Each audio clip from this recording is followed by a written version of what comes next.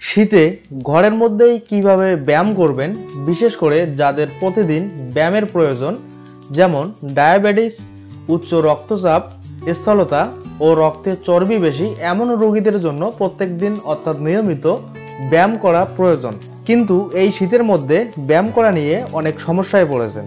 তো বুঝতেই পারছেন আজকের ভিডিওটি অনেক গুরুত্বপূর্ণ হতে চলেছে। আপনি যদি হেলথ রিলেটেড ভিডিও নিয়মিত পেতে চান তাহলে আমাদের চ্যানেলটি সাবস্ক্রাইব করে আমাদের পাশে থাকতে পারেন।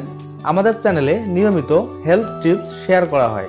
তো চলুন আর কথা না বাড়িয়ে ভিডিও শুরু করি। এমন রোগী বা হৃদরোগীরা তো প্রতিদিনই হাঁটাহাঁটি বা ব্যায়াম করেন, কিন্তু শীতের সময় তারা বিপদে পড়েন। শীতকালে ভোর থাকে কুয়াশা মাখা, এর উপর ধুলাবালু, বায়ু দূষণ, বয়স্ক ব্যক্তি কিংবা হাঁপানি বা আজমা রোগীদের জন্য এ সময় বিপদের। ঠান্ডা লেগে যাওয়ার ভয়ে এ সময় বাইরে হাঁটা বন্ধ করে দেন অনেকে। তাই আমাদের আজকের ভিডিওতে শীতে ঘরেই কিভাবে ব্যায়াম করবেন সেই বিষয়টি আলোচনা করব। প্রথমত আমরা জেনে নেব আপনারা ঘরোয়াভাবে কোন ধরনের ব্যায়ামগুলো করবেন বা করতে পারবেন।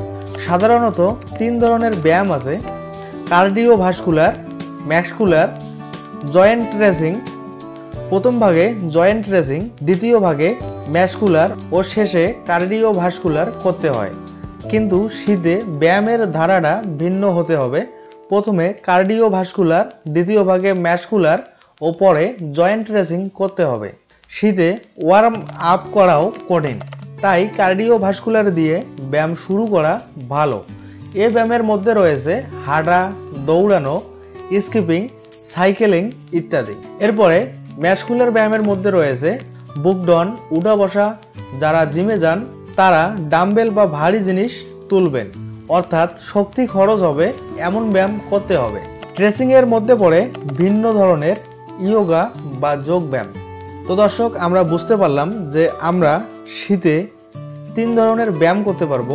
একটি হচ্ছে কার্ডিওভাস্কুলার, অপরটি হচ্ছে মাসকুলার এবং 3 নাম্বারটি হচ্ছে স্ট্রেচিং।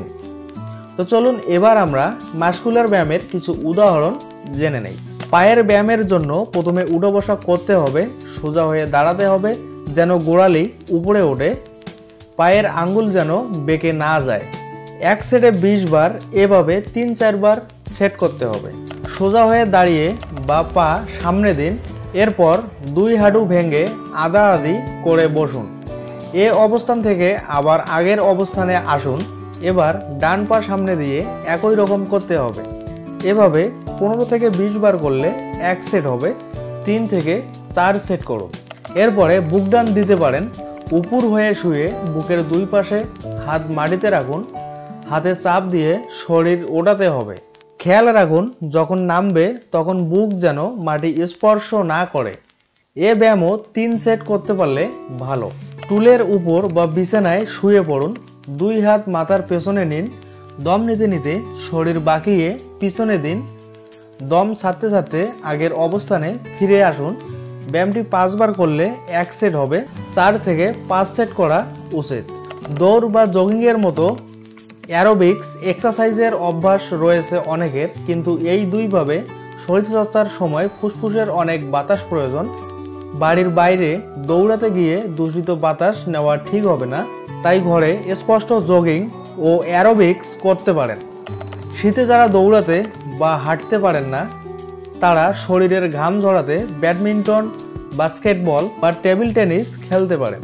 আশা করছি আপনারা বাড়ির মধ্যেই কিভাবে নিয়মিত ব্যায়ামগুলো করবেন।